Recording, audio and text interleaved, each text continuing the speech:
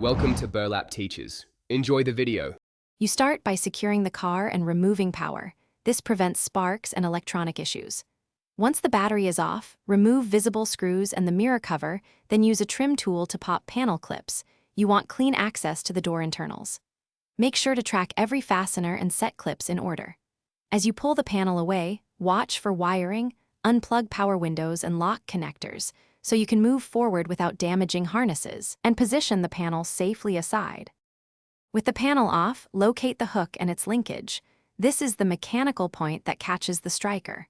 Start by detaching retaining clips from the linkage. Use needle nose pliers to avoid breaking plastic, and remove the bolt holding the hook. Compare the new hook to the old one so orientation and spacers match, then install the replacement and snug the bolt to factory feel. Avoid over-torquing.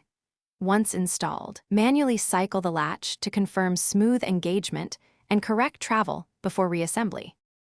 Reinstall the door panel and reconnect all electrical connectors, then restore the battery. This returns power to locks and sensors.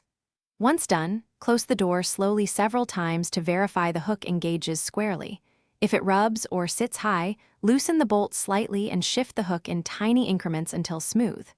Make sure to lubricate moving surfaces, then tighten bolts to final torque. If it still sticks, check striker alignment and use a silicone lubricant. This usually resolves binding without replacing. Thanks for watching. Consider subscribing if this video helped you.